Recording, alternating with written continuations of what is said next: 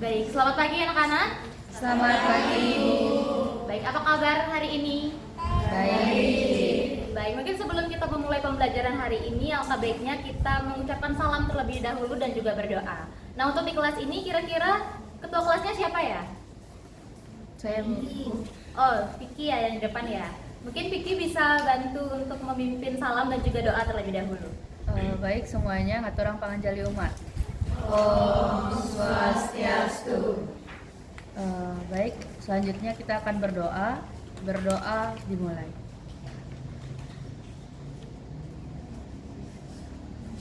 Berdoa selesai. Baik, terima kasih Vicky sudah membantu Ibu untuk memimpin salam dan juga doa.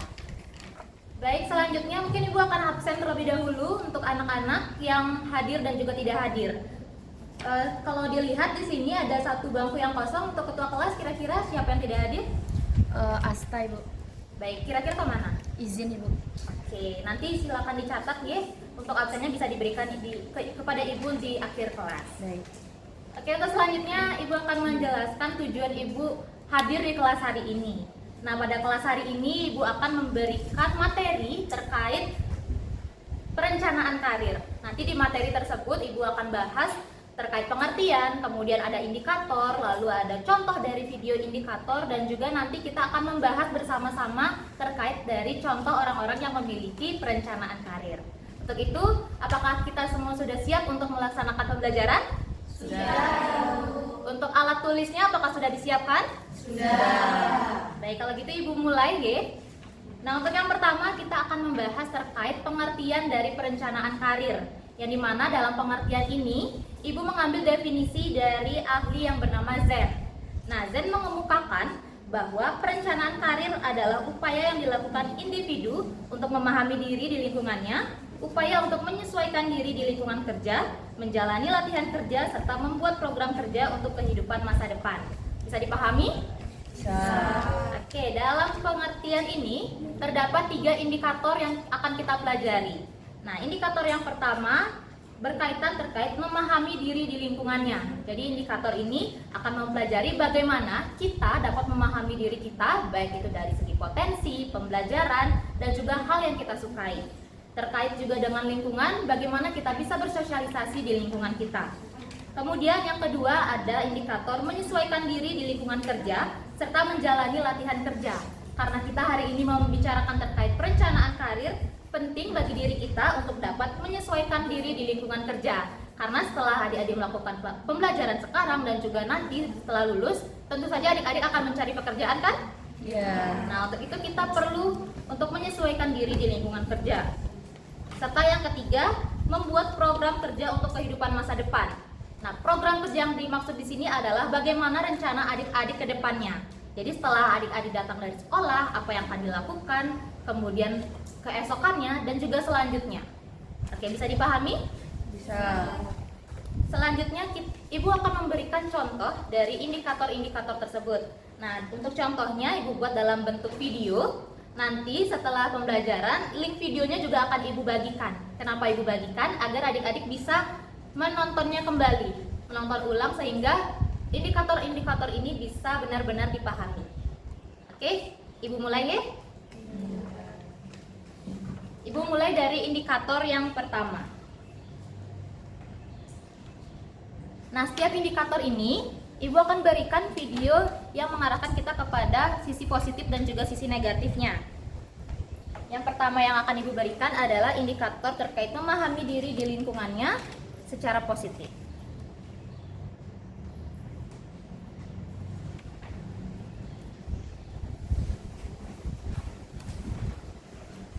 Mohon ditunggu ya.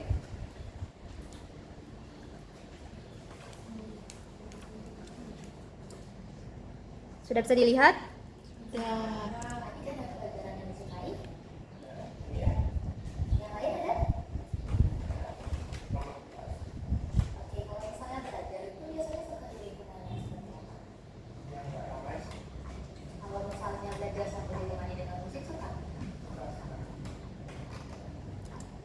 Baik, dari video ini menjelaskan bahwa seseorang yang Ibu ajak berbicara, dia sudah mampu mengetahui apa yang dia sukai dan lingkungan seperti apa yang dia sukai saat belajar. Selanjutnya,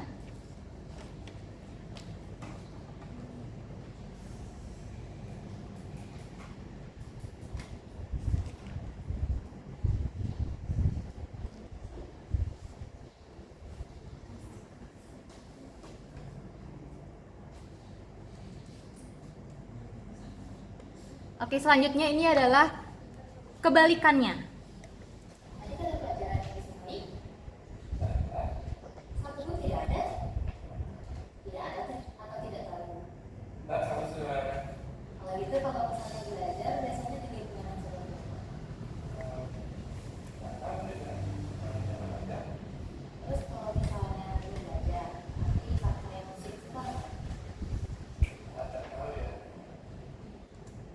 Baik, dari video ini mencerminkan bahwa seseorang yang ibu ajak berbicara, dia sama sekali tidak mengetahui apa potensi di dalam dirinya.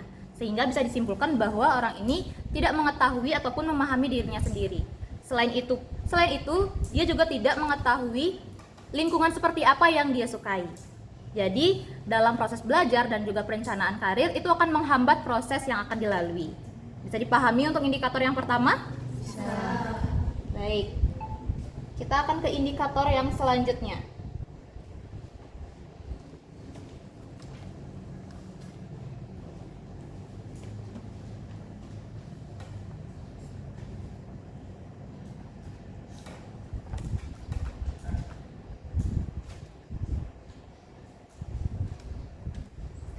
Oke, yang selanjutnya adalah menyesuaikan diri di lingkungan kerja serta menjalani latihan kerja.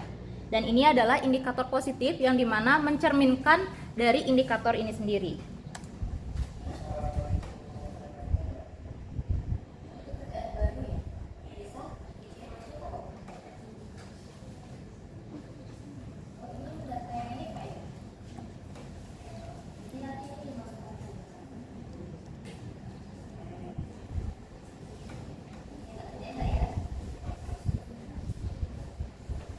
Oke, dari video ini mencerminkan bagaimana seseorang di video ini mau untuk mengikuti latihan dari pekerjaan yang diberikan oleh rekannya, serta dia dapat menyesuaikan diri bagaimana pekerjaan baru tersebut diberikan kepada dia. Jadi itu mencerminkan bahwa indikator dari perencanaan karir ini dapat dilaksanakan.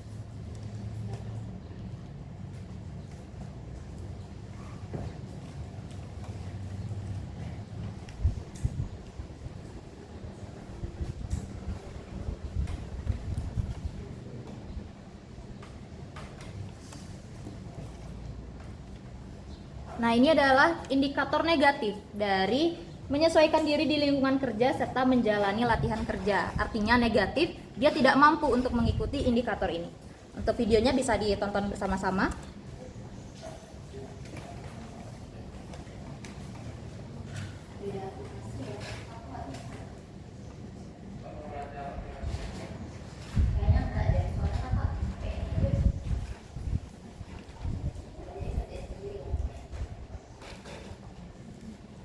Nah, dalam video ini mencerminkan bahwa dia tidak mau untuk mempelajari hal baru dan tidak bisa menyesuaikan diri.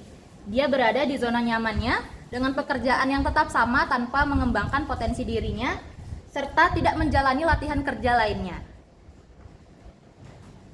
Baik, yang selanjutnya kita akan menonton video indikator yang terakhir, yang dimana indikator terakhir adalah membuat program kerja untuk kehidupan masa depan. Nah, kita akan awali dari indikator positifnya terlebih dahulu.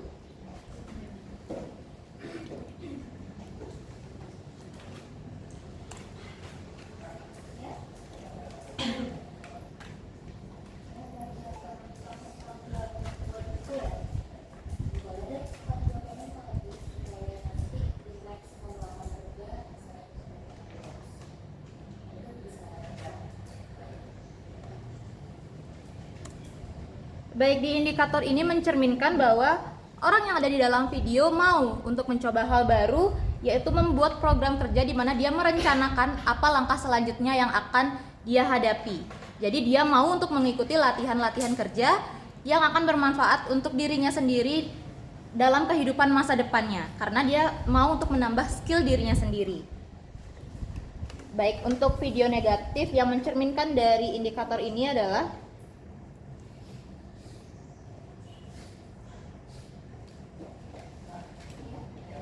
bisa ditonton ya.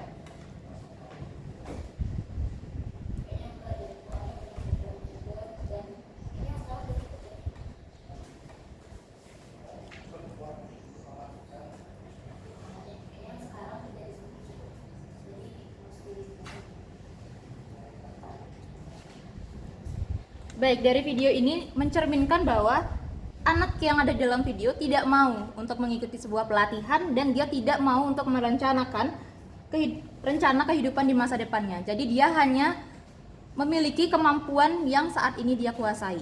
Dia tidak memiliki program-program selanjutnya untuk mengembangkan dirinya sendiri yang berkaitan juga dengan indikator lainnya seperti memahami diri, potensi diri, dan juga lingkungannya.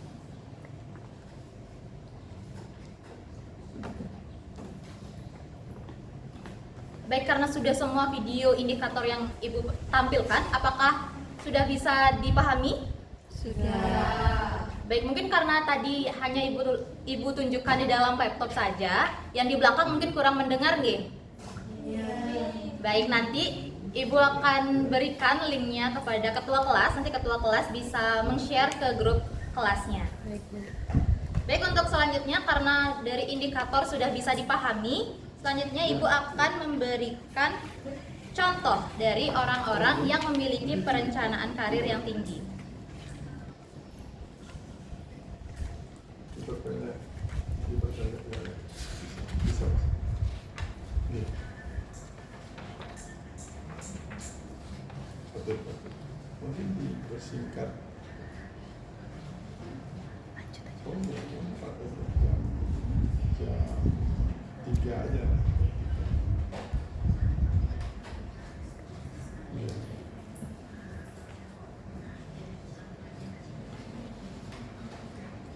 Baik, yang selanjutnya terkait contoh orang yang memiliki perencanaan karir. Tadi kan di awal sudah Ibu sampaikan bahwa selain mempelajari terkait pengertian dan indikator, kita juga akan mempelajari contoh orang yang memiliki perencanaan karir yang tinggi. Nah, di dalam contoh ini Ibu memberikan satu contoh, yaitu dosen Ibu sendiri, yaitu Prof. Dr. Ika Darsana MPD Cons, yang merupakan dosen di Universitas Pendidikan Ganesha. Kenapa Ibu memilih dosen Ibu ini? Karena dosen Ibu ini memiliki pengalaman yang cukup banyak, baik dalam bidang mengajar ataupun memberikan pengabdian kepada masyarakat. Nah, profesor ini sudah memiliki perencanaan karir yang matang dari semenjak beliau mengikuti perkuliahan, kemudian mengajar, sampai sekarang beliau sudah menjadi guru besar di Universitas Pendidikan Ganesha. Baik, itu satu contoh dari Ibu. Mungkin dari anak-anak ataupun adik-adik yang ada di sini memiliki contoh lainnya? Oke, kalau belum memiliki contoh, nanti di saat sesi Ibu sudah selesai bisa mencari. Kan sekarang adik-adik sudah memiliki media sosial dan juga sudah ada internet, jadi adik-adik bisa mencari contoh-contoh orang yang memiliki perencanaan karir yang tinggi sehingga bisa menjadi cerminan untuk adik-adik dalam merencanakan perencanaan karir bagi diri sendiri. Oke, dari penyampaian Ibu, apakah ada yang masih belum dipahami? Jika masih ada yang belum dipahami bisa bertanya, karena di dalam sesi bertanya tidak ada yang salah ataupun benar, dalam menjawab juga tidak ada yang salah atau benar. Nanti jika memang kurang benar kita akan perbaiki bersama-sama. Sudah jelas? Tidak ada yang akan bertanya? Sudah. Ya, mungkin Prof sedikit ya. Definisi perencanaan karir itu kita harus pilah dulu definisi rencana. What is planning? Planning ya, rencana adalah dicari bisa di Google dulu. Terus karir itu apa? Sehingga kalau nanti dijelaskan ke sana, perencanaan karir yang dimaksud itu kan ada rencana itu kan ada memilih, menimbang, memutuskan rencana itu. Terus karirnya apa? Dia SMK, dia akan menjadi pekerja. Misalnya contoh begini, dia tamat SMK mau menjadi tentara, polisi, pegawai negeri, terus wirausaha, PNS, atau bekerja sendiri. Itu perlu kalian sampaikan. Nanti ada kaitan juga dengan tes EQ kan, inteligensi kamu berapa, bakat kamu bagaimana, minat kamu bagaimana, kepribadian kamu bagaimana. Ini nanti ke non tesnya ya. Nah itu sangat menarik. Jadi kalau saya tidak mampu melanjutkan, tapi saya punya keinginan untuk bekerja yang lebih keras untuk mendapatkan uang. Boleh. Setelah kamu kerja, kumpulkan uang, bisa lanjut kuliah lagi. Jangan mengandalkan saya tidak punya uang lalu saya tidak kuliah, itu misalnya. Karena kamu sudah bercerita bahwa masa depan kamu itu adalah di pendidikan. Ketika kamu sudah di sekolah ini, jangan berhenti untuk melanjutkan. Karena masa depan kamu adalah pendidikan. Semakin tinggi pendidikan kamu, semakin sengsara hidup kamu. Bukan semakin mewah. Setelah kamu mendapatkan pendidikan tinggi, kemewahan itu akan datang sendirinya. Dia mengerti nggak? Berarti. Nah, teknik konseling yang kamu pakai apa? Karena dalam penyusunan proposal saya dalam bimbingan, saya pakai teori Holland. Nah, untuk Teknik konselingnya belum ada. belum Nah, kalau tidak ada, berarti teknik konseling itu modeling. Modeling itu mencontoh. Siapa yang kamu akan contoh? Misalnya Prof, kamu bisa cerita tentang Prof, gimana sudah susahnya ketika kita kuliah makan nasi dengan sambal aja gitu misalnya. Tidak usah mewah apa, harus dengan ayam geprek, ayam lalapan, apalagi dengan sate kambing itu enggak. Tapi kalau sekarang Prof ditanya makan apa? Sate kambing. Kan kelihatan mewah. Dulu apa? Paling nasi putih dengan sambal aja. Ketika kuliah dibuatkan ibu di rumah, nenek di rumah, dibawa pergi kuliah ke Bandung. Ya itu kan. Ya cukup nasi putih aja, bekal beras dengan sambal yang dibuat nenek di rumah. Tapi sekarang apa? Saya kalau enggak ke warung makan dengan enak-enak, apalagi ada restoran buka, oh saya kalau nggak sana rasanya ketinggalan zaman. Kan bisa kamu cerita itu. Nah, kamu contoh yang mana? Mau hidupnya mewah sekarang, sengsara besok, atau sekarang sengsara besok mewah? Pilih aja. Makanya itu kan rencana karir kan pilihan, menimbang dan memutuskan itu. Berarti kamu sekarang belajar serius, kan bukan sederhana aja. Kalau saya kalau nggak makan di depan itu ada warungnya apa itu, kalau nggak itu saya nggak mau. Tapi ada juga kalau Prof cerita gini, ketika Prof jadi murid, Prof beli kerupuk aja 1.500